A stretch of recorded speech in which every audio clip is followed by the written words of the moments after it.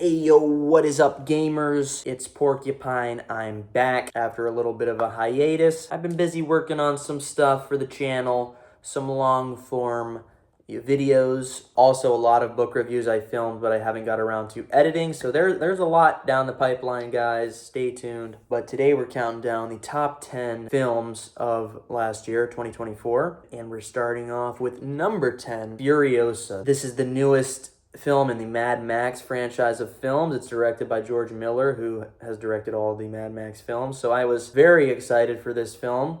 Probably my most anticipated film of the year. And I will say I was a little disappointed. It is still a good movie, but definitely not as good as the other Mad Max films. One of the staples of the Mad Max franchise is there's not really much dialogue or story to the films. Max doesn't really talk that much. People don't really speak that much. The films are just pure high-octane action, non-stop. And this film really makes you understand why, because this film, there's a lot more dialogue and stuff and these long speeches that the characters give, and I just couldn't care less about what any of these characters have to say. There's many like long monologues where it seems like the film is like trying to say something deep, and I'm just like, what the fuck is even happening? Like, why? I don't care what this person is saying at all. They're just monologuing about nothing.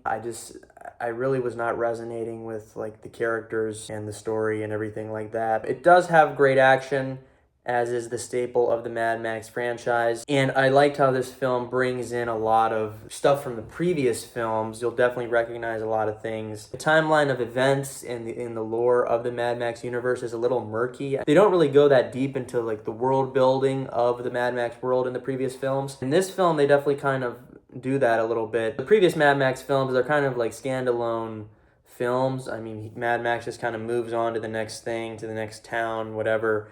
And we don't really go back and see what's going on with the stuff from the previous movies, where this movie, we kind of get to see a lot of different locations that we've seen before. Because it's a prequel, we get a lot more backstory of Furiosa and where she comes from. One of the things I really did not like in this film is they introduce a character that is basically like a clone of Mad Max.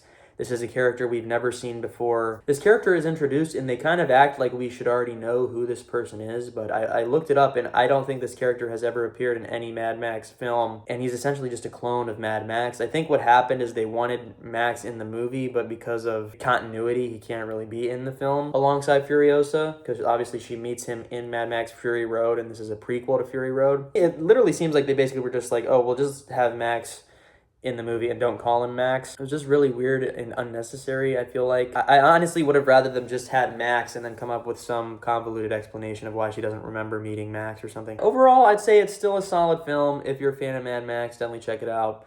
But don't go in expecting it to be Fury Road or anything like that. Definitely not on that level. Moving on, number 9, we got Nickel Boys. This is a POV film. A lot of it is actually shot from the perspective of the characters. You're experiencing what they're experiencing in the first person. And the film is about one of these reform schools that existed during the Jim Crow era, where, troubled kids who have some sort of criminal past or something would go to these reform schools, and they were segregated black and white, and the black students were treated very poorly. The film is a fictional story, but it's based on a lot of real history that went on. I quite enjoyed it. You really see how this main character, through no fault of his own, kind of has his whole life taken from him and is put in a very troubled spot. There's lots of torture. It's a good film. They also introduce another character in the movie who you also see through their point of view, and they kind of swap back and forth between the two, and you see these two characters slowly start to bond. Great performances all around. Also, the mother of the main character gives a really good performance. She's kind of trying to reach her son, but the school won't really let her speak to him. It's just a great watch. I like the ending. So check it out, Nickel Boys. Very good film. Next up, we got a very divisive film that I thoroughly enjoyed, and that is Joker 2. I'm not joking. I like Joker 2. Yeah, the film is just great. It fires on all cylinders. I was curious how they were going to pull this movie off. There was, early rumors that it was going to be a musical, which I was a little bit skeptical of, but I actually quite enjoy the musical aspect. The musical scenes are kind of presented as illusions that are happening in Arthur Fleck's mind, which I think was kind of a clever way to do it. A lot of the musical sequences I thought were the best parts of the film. There's some great violence, some great songs in there. The film picks up right where the previous one left off, and it's essentially a courtroom drama following Arthur Fleck on trial for the crimes he committed in the first movie. Which, by the way, you pretty much have to have watched the first movie to enjoy this second movie at all, because it's very reliant on you understanding what happened in the first film. The film also gets a little bit meta, which has been kind of controversial, but I thought it was very well done and clever. The Harley Quinn character is basically a satire of fans of the first Joker film. She's a huge fan of Arthur Fleck, basically worships him as a hero, and kind of fills him with all this bullshit that she's basically the same as him, they're going through the same things, and she loves him, and blah, blah, blah. And then he finds out that she's actually just a privileged rich kid who really hasn't had any experiences like him at all, and is just kind of using his message and his image for clout, essentially. And obviously there's parallels with this and with the real life fans of the first Joker film. Many of the fans who think that they're Arthur Fleck, they're the Joker. Many of them are just privileged kids who aren't really at all similar to the Joker at all. Privileged brats that just want to see the world burn. You want to be fucking Luigi Mangione. I feel like this film really hits hard in retrospect, looking at the hero worship of Luigi Mangione. It's very similar to the hero worship of Arthur Fleck and the Joker. Arthur Fleck, throughout the course of the film, realizes that this cult following he's accumulated after the events of the first movie really don't care about him at all. They don't have empathy for his struggles. They just are kind of co-opting his message to fit their own retarded, anarchist, just burn the world down, gay anarchist bullshit. I thought it was pretty clever satire. I thought it was really well done. But even without the kind of satire meta elements of the film still succeeds on its own. You can go into the film having no idea about like the controversies of the first Joker movie or the like weird incel fan base of Joker that the movie is attempting to satirize, and still enjoy the movie. It works on its own, totally separate from the meta stuff. So the fact that people are like so angry about the meta narrative and basically saying that ruins the whole film, I think you're just retarded. A lot of the coverage of the film, the people are saying like, oh, the movie is intentionally bad and he's basically apologizing for the first Joker.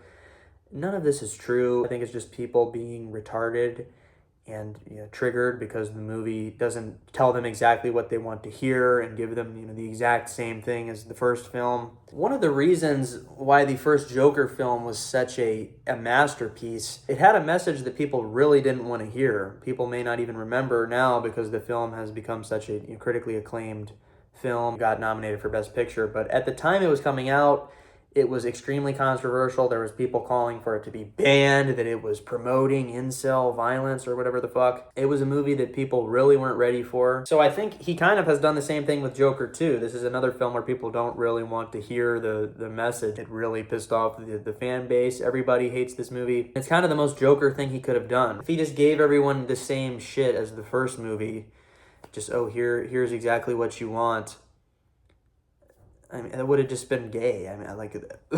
So yeah, I kind of respect Todd Phillips for doing this. Instead of just giving everyone what they want, he made a movie that is thought-provoking. Yeah, it's a good film. It's incredibly funny as well. That's something that I haven't really heard mentioned, is the film is incredibly funny.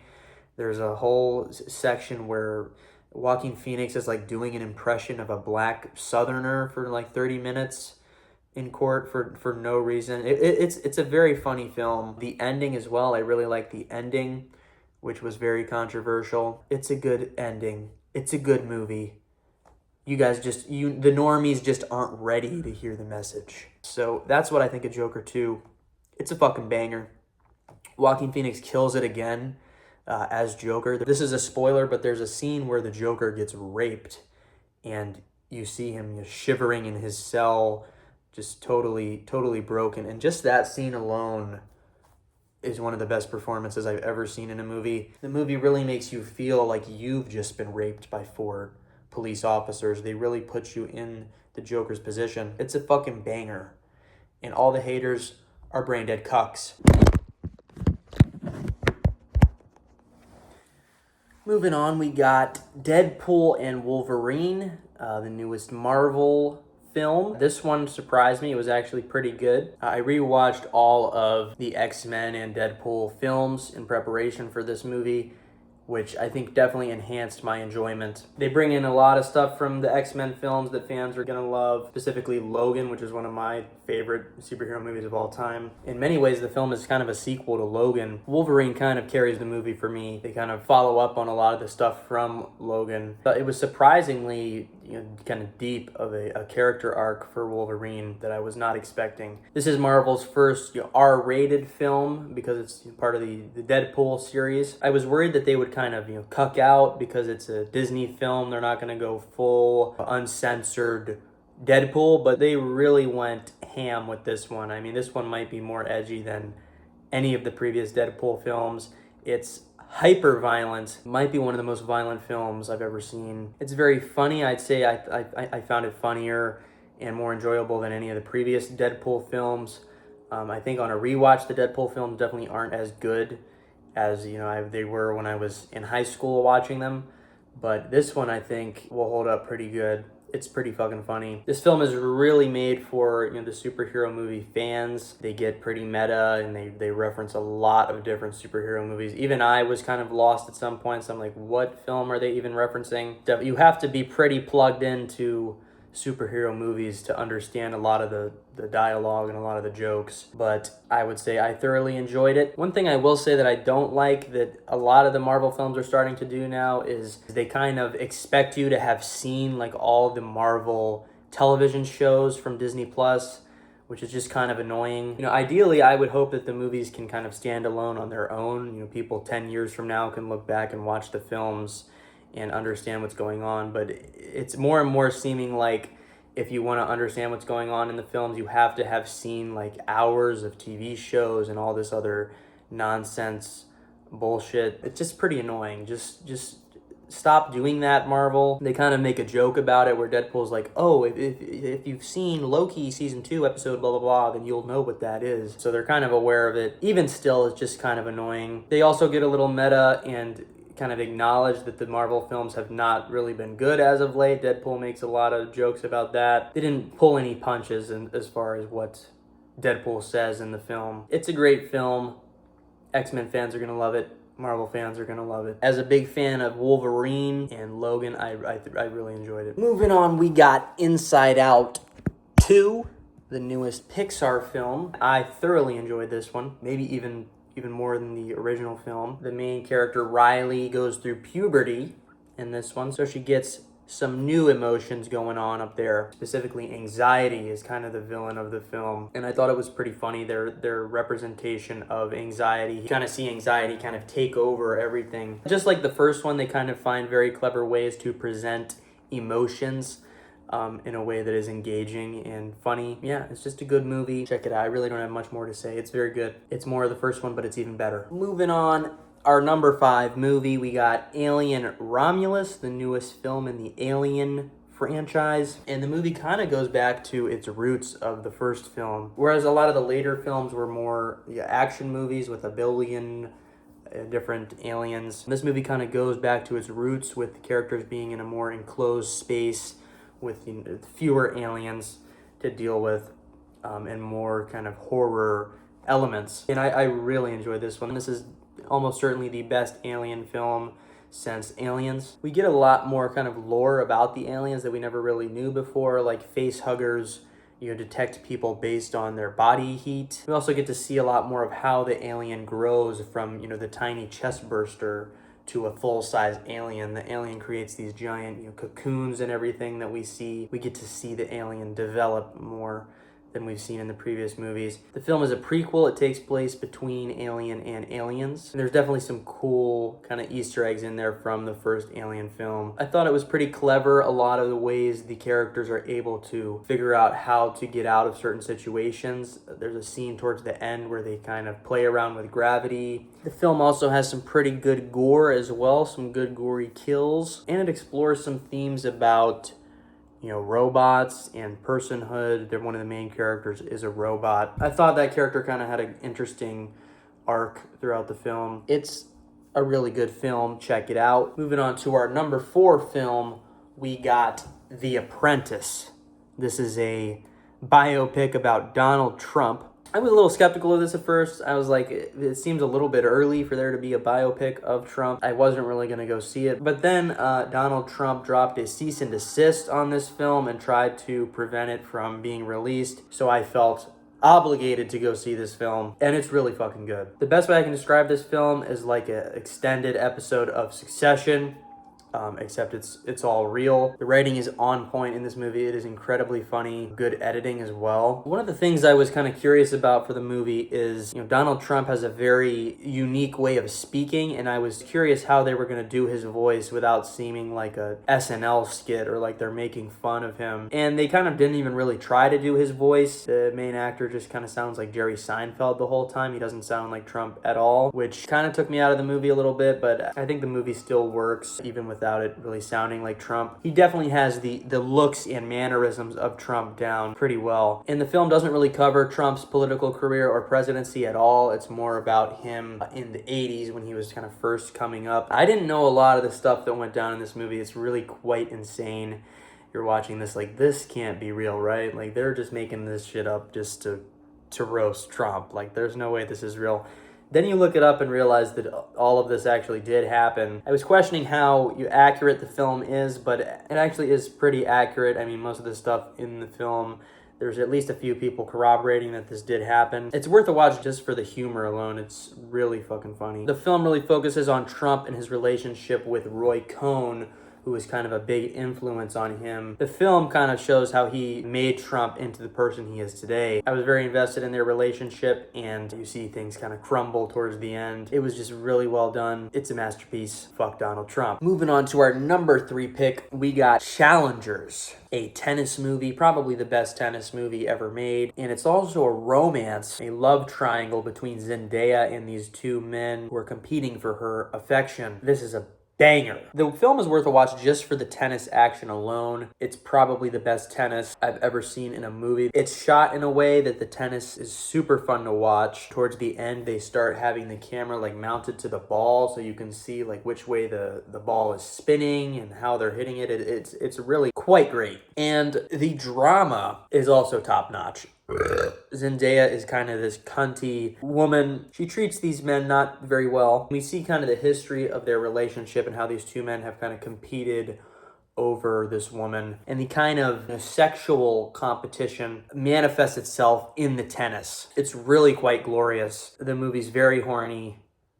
It gets a little gay at some points, a little bit homoerotic, if you like that, but it's really quite good. The drama, the tennis, the sexual tension, it's glorious. The ending is a little bit cringe, but it's glorious. Great film. Love it. Moving on to our number 2 film, and this is going to be a odd choice that not a lot of people are going to see coming. It's Godzilla v. Kong, Godzilla x Kong. They're teaming up for this one.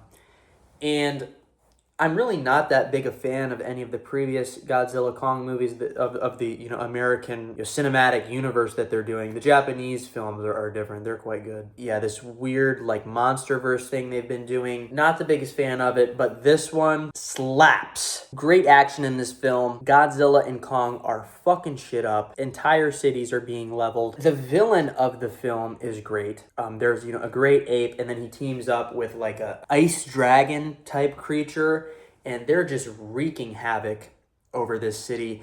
and it basically gives, Godzilla an enemy to fight, and it gives Kong an enemy to fight. It's just such a fun time. You're very invested in Kong's journey. This one, whereas the previous movie, Godzilla vs. Kong, is more of a Godzilla film, this is a King Kong film. It's heavy emphasis on Kong. He is the main character. He actually has an interesting character arc, finding all the other great apes, and they're all being, mistreated and enslaved by this villain ape. And Kong basically brings the great apes to salvation. He's like the Abraham Lincoln of the apes, and it is so good. Just the final battle sequence, I've never seen anything like it. It is so good. This movie is a slapper. It's very anime as well. There's some multiple like power-up sequences with Godzilla. He turns pink. That's a spoiler. It's so good. He goes like Super Saiyan mode.